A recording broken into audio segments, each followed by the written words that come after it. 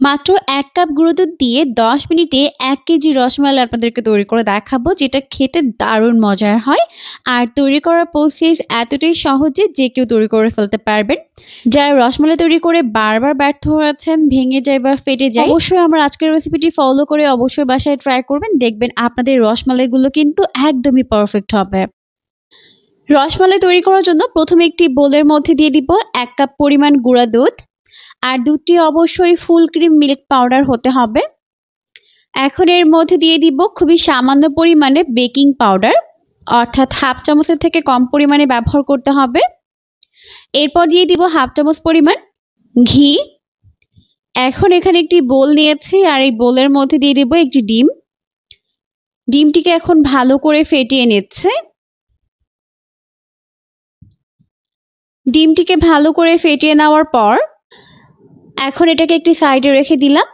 এখন এই গুঁড়া দুধের সঙ্গে বেকিং পাউডার আর ঘি একত্রে খুব ভালো করে মিশিয়ে নিতে হবে। একটু সময় নিয়ে মেশাতে হবে যাতে সবকিছু একত্রে ভালো করে মিশতে পারে। তো সবকিছু যখন ভালো করে মিশে যাবে তখন আমি এখানে আগে থেকে ফেটিয়ে নেওয়া ডিম অল্প অল্প করে দিব আর ভালো করে মেখে নিব।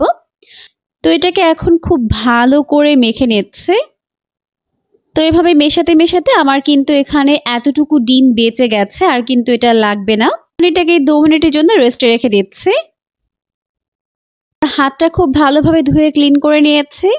এখন এখান থেকে অল্প অল্প করে এই ডো নিব, এরপর হাতের মধ্যে নিয়ে এরকম গোলাকার শেপ দিয়ে নিব। এখন আমরা রসমালাইয়ের জন্য মালাই তৈরি করব, তাই চুলায় একটা প্যান বসিয়ে এখন এর মধ্যে অ্যাড করে দিব হাফ লিটার পরিমাণ লিকুইড দুধ।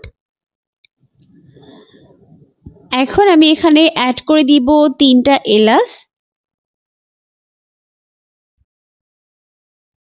আর দিয়ে দিব 1.5 কাপ পরিমাণ চিনি।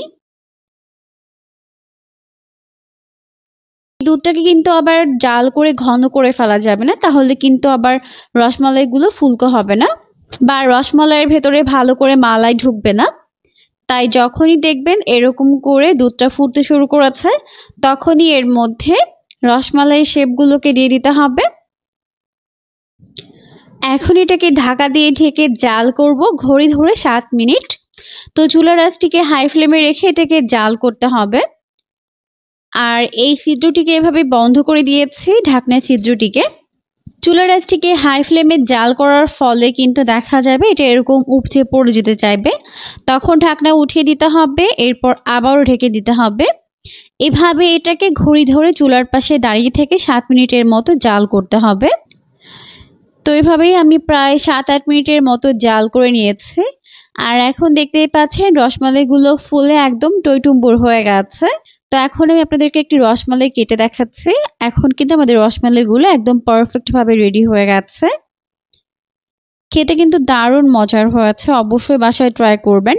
দেখবেন পরিবারের সবাই অনেক অনেক বেশি পছন্দ করবে।